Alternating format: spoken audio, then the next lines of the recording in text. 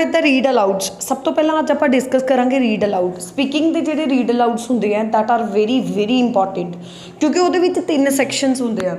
First one fluency, second one pronunciation, third one is content.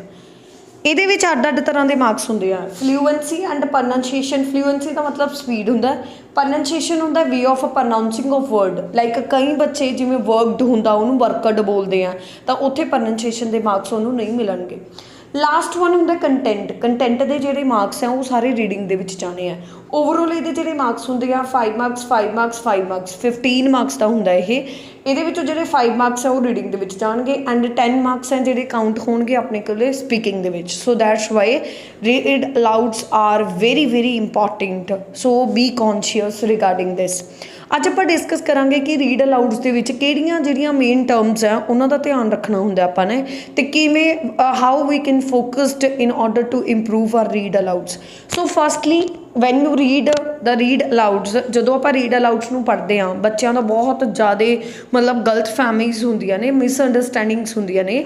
ਉਹ ਕੀ ਸਮਝਦੀਆਂ fluency ਨੂੰ ਕਿ ਜੇ ਆਪਾਂ ਫਾਸਟ ਬੋਲਾਂਗੇ that is known as a fluency. ਉਹ ਫਲੂਐਂਸੀ ਨਹੀਂ ਹੁੰਦੀ। ਫਲੂਐਂਸੀ ਦਾ ਮਤਲਬ ਕੀ ਹੁੰਦਾ coherence and coordination of words.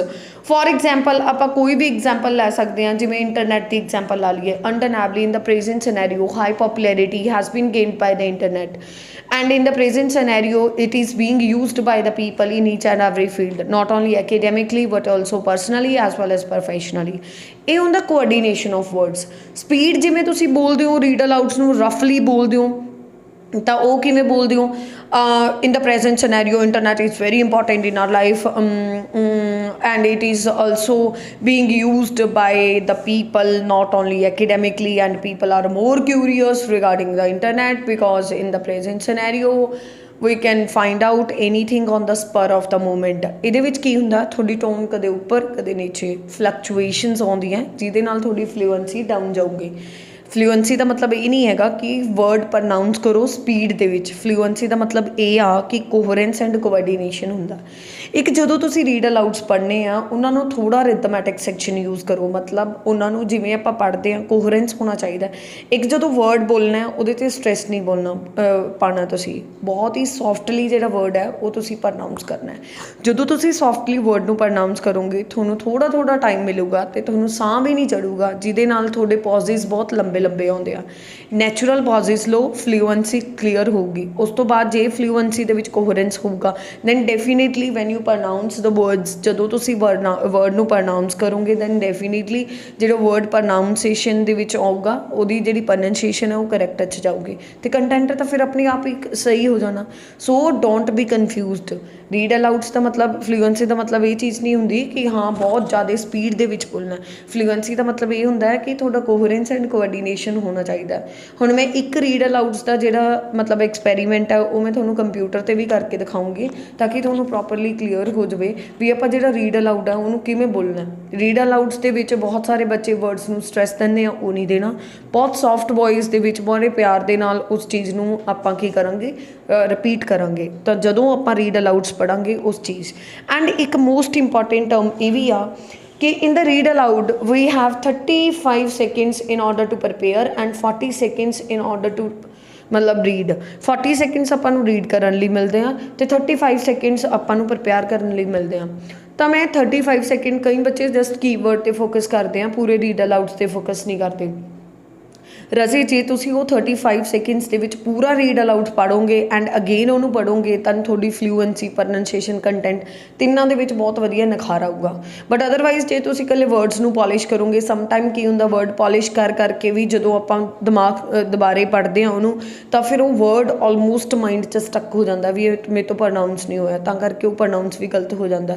ਤਾਂ ਫਿਰ ਇਹ ਟਾਈਮ ਵੇਸਟ ਉਹਨਾਂ 'ਤੇ ਨਾ ਕਰੋ, ਤੁਸੀਂ ਪੂਰੇ ਰੀਡ ਅਲਾਊਡਸ 'ਤੇ ਕਰੋ ਤਾਂ ਕਿ ਤੁਹਾਡਾ ਜਿਹੜਾ 40 ਸੈਕਿੰਡ ਵਾਲਾ ਪੀਰੀਅਡ ਹੈ ਉਹ ਬਹੁਤ ਘੈਂਟ ਜਾਵੇ। ਅਤੇ ਉਹਦੇ ਵਿੱਚ ਕੀ ਆ ਲਾਈਕ 40 ਸੈਕਿੰਡਸ ਦੇ ਵਿੱਚ ਜਿਹੜਾ ਆਪਾਂ ਨੇ ਬੋਲਣਾ ਉਹਦੇ ਵਿੱਚ ਮੰਨ ਲਓ ਆਪਾਂ ਨੂੰ ਰੀਡ ਅਲਾਊਡਸ 'ਤੇ ਡਿਪੈਂਡ ਕਰਦਾ, ਸਟਰੈਂਥ ਵੀ ਡਿਪੈਂਡ ਕਰਦੀ ਹੈ। ਕਈ ਵਾਰ ਜਿਹੜੇ ਰੀਡ ਅਲਾਊਡਸ ਆ ਉਹ ਆਲਮੋਸਟ ਬਹੁਤ ਸਾਰੇ ਵਰਡਸ 'ਤੇ ਆ ਜਾਂਦੇ ਆ ਐਂਡ ਪੈਰਾਗ੍ਰਾਫ ਲੌਂਗ ਹੋ ਜਾਂਦੇ ਆ। ਕਈ ਵਾਰ ਉਹ ਜਸਟ 3-4 ਲਾਈਨਸ 'ਤੇ ਹੀ ਹੁੰਦੇ ਆ, ਜਸਟ 1 or 2 ਲਾਈਨਸ 'ਤੇ ਵੀ ਹੋ ਸਕਦੇ ਆ। ਤਾਂ ਉਹ ਆਪਾਂ ਜਦੋਂ ਪ੍ਰੋਨਾਊਂਸ ਕਰਨੇ ਆ, ਮੰਨ ਲਓ ਤੁਸੀਂ ਰੀਡ ਅਲਾਊਡ ਪ੍ਰੋਪਰਲੀ ਪੜ੍ਹਿਆ ਐਂਡ ਉਹ 15 ਸੈਕਿੰਡਸ ਦੇ ਵਿੱਚ ਕੰਪਲੀਟ ਹੋ ਗਿਆ। ਸਮ ਆਫ ਦਾ ਸਟੂਡੈਂਟ ਕੀ ਆ ਉੱਥੇ ਵੇਟ ਕਰਨ ਲੱਗ ਜਾਂਦੇ ਆ ਅਤੇ ਟਾਈਮ ਲਾ ਦਿੰਦੇ ਆ है नैक्सट करन दे विच तां उत्थे तुहाडी फ्लूएंसी है जिहड़ी वो डाउन चले जाती है जिहदे करके तुहानूं फ्लूएंसी दे मार्क्स नहीं मिलते। सो जिवें ही तुसीं क्यू गार्ड जिवें ही तुसीं इहदे विच रीड अलाउड्स दे विच अपना रीड अलाउड कंप्लीट किया उस तो बाद नाल दी नाल तुसीं नैक्सट करना है ताकि तुहाडा जिहड़ा कोहरेंस है वो ना टुटे एंड जिहड़े तुहाडे फ्लूएंसी दे मार्क्स हैं वो भी तुहानूं ना डिडक्ट होण। So let's go with the experiment in which you can understand very well what's the read aloud and how we should pronounce the words and how we should go with the read aloud so that we can get the 14 approximately 14 score out of 15. So definitely you can get if you follow my all videos till at the end ਤਾਂ ਉਸ ਦੇ ਵਿੱਚ ਤੁਹਾਨੂੰ properly clear ਹੋਊਗਾ ਵੀ ਹਾਂ ਆਪਾਂ ਇੱਕ word ਨੂੰ ਪ੍ਰੋਨਾਊਂਸ ਕਰਨਾ ਹੈ ਤੇ ਉਹਨੂੰ ਰੀਡ ਅਲਾਊਡ ਨੂੰ ਆਪਾਂ ਕਿਵੇਂ ਪਰਫਾਰਮ ਕਰਨਾ ਹੈ। So let's go. So let's go with like we have a 35 second in order to prepare it। ਇਹਨੂੰ ਪ੍ਰਪੇਅਰ ਕਰਨ ਲਈ ਆਪਾਂ ਨੂੰ 35 ਸੈਕਿੰਡ ਮਿਲਣਗੇ ਤਾਂ ਉਦੋਂ ਤੁਸੀਂ ਪੜ੍ਹ ਕੇ ਦੇਖੋ। ਉਸ ਤੋਂ ਬਾਅਦ ਜਦੋਂ 40 ਸੈਕਿੰਡ ਤੁਸੀਂ ਮਤਲਬ ਪ੍ਰੋਪਰ ਆਨਸਰ ਉਸ ਨੂੰ ਦੇਣਾ ਕੰਪਿਊਟਰ ਨੂੰ ਤਾਂ ਤੁਹਾਡੀ ਪੋਲਿਸ਼ਿੰਗ ਬਹੁਤ ਵਧੀਆ ਹੋ ਜੂਗੀ। So let's start like 35 second 'ਚ ਇਹਨੂੰ ਪ੍ਰਪੇਅਰ ਕਰਨਾ ਪੂਰੇ ਨੂੰ ਬੋਲ ਕੇ। ਕਿਵੇਂ? Developing speaking skills in the online lessons is a different from the face to face class but it is still possible. A little creativity and imagination are needed on the part of the teacher and learners. Learners also need to be guided on how to listen well to each other. Having a task for them while listening will help with this process. मतलब मान लो इत्थे मेरे with बोलिया गया then this process हो गया then it is a natural error। ਤਾਂ ਉਸ ਤੋਂ ਬਾਅਦ ਜਦੋਂ ਮੈਂ ਇਹਨੂੰ ਦੁਬਾਰੇ ਬੋਲੂੰਗੀ ਤਾਂ ਉਹ ਦੇਖੋ ਕਿੰਨਾ ਸੋਹਣਾ ਬੋਲਿਆ ਜਾਊਗਾ। Developing speaking skills in the online lesson is different from the face-to-face class, but it is still possible. A little creativity and imagination are needed on the part of the teacher and learners. Learners also need to be guided on how to listen well to each other. Having a task for them while listening will help this process. ਸੋ ਇਸ ਤਰੀਕੇ ਦੇ ਨਾਲ ਮਤਲਬ ਕੋਈ ਵੀ read allowed ਆ ਜਦੋਂ ਵੀ ਆਪਾਂ ਪ੍ਰੋਨਾਊਂਸ ਕਰਨਾ ਹੈ ਜਦੋਂ ਵੀ ਆਪਾਂ ਬੋਲਣਾ ਹੈ ਮਤਲਬ ਕੈਂਡੀਡੇਟਸ ਦਾ ਕੀ ਹੁੰਦਾ 35 ਸੈਕਿੰਡ ਉਹਨੂੰ ਦੇਖੀ ਜਾਣਗੇ ਦੈਨ ਉਸ ਤੋਂ ਬਾਅਦ ਕੀ ਆ ਉਹਨਾਂ ਨੇ ਕੀ ਕਰਨਾ they go with only the keywords where they stuck in the words. You should polish your keywords where you stuck in order to pronounce but you should focus about your total read aloud. Total read aloud ਨੂੰ polish ਕਰੋਗੇ then definitely ਤੁਹਾਡੀ ਕੋਈ ਵੀ problem ਨਹੀਂ ਹੋਊਗੀ। Pronunciation of words ਬਹੁਤ ਸੋਹਣਾ ਹੋਊਗਾ and obvious ਤੁਹਾਡੀ ਫਲੂਐਂਸੀ ਦੇ ਵਿੱਚ ਵੀ ਫਰਕ ਪਊਗਾ। ਜਦੋਂ ਤੁਸੀਂ ਉਹ 35 ਸੈਕਿੰਡ ਤੋਂ ਬਾਅਦ 40 ਸੈਕਿੰਡਸ ਦੇ ਵਿੱਚ ਉਹਨੂੰ ਰੀਡ ਕਰਦੇ ਹੋ ਆਟੋਮੈਟਿਕਲੀ ਪੋਲਿਸ਼ ਹੋ ਜਾਂਦਾ and we are confident that we have read already and ਉਸ ਟਾਈਮ 'ਤੇ ਜਦੋਂ ਆਪਾਂ ਇਹਨੂੰ ਆਨਸਰ ਦੇਣਾ ਹੁੰਦਾ ਤਾਂ ਆਪਾਂ ਨੂੰ ਪ੍ਰੋਪਰ ਕੌਨਫੀਡੈਂਸ ਹੋ ਜਾਂਦਾ ਹੈ ਕਿ ਮੈਂ ਆਲਰੇਡੀ ਰੀਡ ਕਰ ਚੁੱਕੀ ਹਾਂ। It was not a difficult task, so it is one of the piece of cake for everyone if we want to get the good scores, so we should use these strategies। so ਸਾਰੇ candidates ਨੂੰ ਇਹੀ request ਹੈ ਕਿ ਉਹ ਇਹ ਵਾਲੀ strategy ਇੱਕ ਵਾਰ use ਕਰਨ ਐਂਡ ਜਿਹੜੇ ਐਰਰਸ ਮੈਂ ਤੁਹਾਨੂੰ ਡਿਸਕਸ ਕਰਾਏ ਆ ਬਲੈਕ ਬੋਰਡ 'ਤੇ ਉਹ ਕਿੱਦਾਂ ਹੁੰਦੇ ਆ ਲਾਈਕ ਬੱਚੇ ਆ ਜਿਹੜੇ ਉਹਨੂੰ ਪ੍ਰੋਨਾਊਂਸ ਜਿਹੜਾ ਰੀਡ ਅਲਾਊਡ ਹੈ ਉਹਨੂੰ ਪ੍ਰੋਨਾਊਂਸ ਕਿੱਦਾਂ ਕਰਦੇ ਆ ਬਹੁਤ ਜ਼ਿਆਦਾ ਸਟ੍ਰੈਸ ਦਿੰਦੇ ਆ। ਡਿਵੈਲਪਿੰਗ ਸਪੀਕਿੰਗ ਸਕਿੱਲ ਇਨ ਆਨਲਾਈਨ ਲੈਸਨਸ ਇਨ ਡਿਫਰੈਂਟ ਇੱਦਾਂ ਬਹੁਤ ਜ਼ਿਆਦਾ ਮਤਲਬ ਸਟ੍ਰੈਸ ਦਿੰਦੇ ਆ ਜਿਹਦੇ ਨਾਲ ਕੀ ਆ ਉਹਨਾਂ ਦਾ ਟਾਈਮ ਹੈ ਜਿਹੜਾ ਉਹ ਬਹੁਤ ਜ਼ਿਆਦਾ ਫੈਲਦਾ। ਫਿਰ ਉਸ ਤੋਂ ਬਾਅਦ ਉਹ ਕੀ ਕਰਦੇ ਆ ਇੱਕ ਹੋਰ ਐਰਰ ਆਉਂਦਾ developing speaking skill in the online lessons is different from face to face class and what it is possible still possible. ਤਾਂ ਇੱਦਾਂ ਉਹਨਾਂ ਨੇ ਕੀ ਕਰਨਾ ਉਹਨਾਂ ਨੇ ਕੀ ਹੈ ਬਹੁਤ ਜ਼ਿਆਦਾ ਸਪੀਡ ਦੇ ਵਿੱਚ ਉਹਨੂੰ ਪੜ੍ਹਨਾ ਸਟਾਰਟ ਕਰ ਦੇਣਾ ਜਿਹਦੇ ਕਰਕੇ ਉਹ ਅੰਦਰੋਂ ਡਰ ਹੁੰਦਾ ਕਿ ਗਲਤ ਪ੍ਰੋਨਾਊਂਸ ਉਹ ਕਰਦਾ ਜਾਂਦਾ। ਜੇ ਕਿਤੇ ਜਾ ਕੇ ਇੱਕ ਵਰਡ ਨੂੰ ਜਿਵੇਂ ਸਟਿਲ ਅੜ ਗਿਆ ਤਾਂ ਉਹਨੂੰ ਦੁਬਾਰੇ ਉਹ ਪ੍ਰੋਨਾਊਂਸ ਕਰਦੇ ਆ ਉਹਦੇ ਨਾਲ ਵੀ ਥੋੜੀ ਫਲੂਐਂਸੀ ਤੇ ਪ੍ਰੋਨਾਂਸੀਏਸ਼ਨ 'ਚ ਫਰਕ ਪੈਂਦਾ।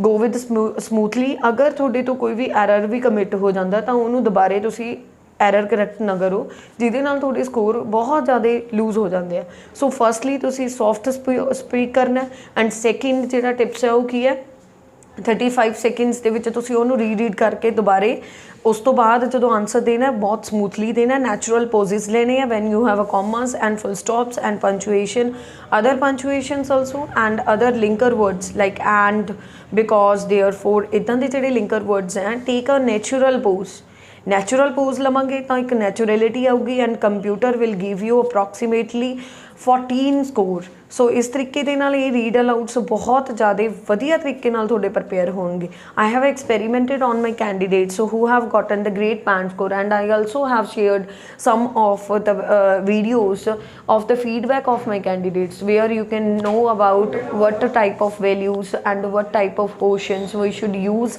in our read alouds। So be focused and be serious regarding these type of tips hop ਕਰਦੀ ਹਾਂ ਪ੍ਰੋਪਰਲੀ ਸਮਝ ਆਇਆ ਹੋਊਗਾ। ਜੇ ਫਿਰ ਵੀ ਕਿਸੇ ਨੂੰ ਕੋਈ ਡਾਊਟ ਹੈ ਉਹ ਮੇਰੀ ਵੀਡੀਓ ਤੇ ਕਮੈਂਟ ਕਰਕੇ ਦੱਸ ਸਕਦਾ ਹੈ, so that I can upload another videos on the upcoming paragraphs, upcoming videos also. So ਇਸ ਤਰੀਕੇ ਦੇ ਨਾਲ ਇਹ ਸੀ ਵੀਡੀਓ। ਐਂਡ ਕਮਿੰਗ ਵੀਡੀਓਜ਼ ਦੇ ਵਿੱਚ ਅੱਜ ਮੈਂ ਡਿਸਕਸ ਕੀਤਾ ਰੀਡ ਅਲਾਊਡਸ। ਕਮਿੰਗ ਵੀਡੀਓਜ਼ ਦੇ ਵਿੱਚ ਮੈਂ repeat sentence, describe image and retail lecture and short answer type questions ਸਾਰੇ ਮੈਂ ਤੁਹਾਨੂੰ ਮਤਲਬ ਟਿਪਸ ਐਂਡ ਟ੍ਰਿਕਸ ਦਊਂਗੀ, ਜਿਹਦੇ ਨਾਲ ਮਤਲਬ ਤੁਸੀਂ ਬਹੁਤ ਵਧੀਆ ਤਰੀਕੇ ਨਾਲ ਗਰੋਫੁਲ ਹੋਣਗੇ।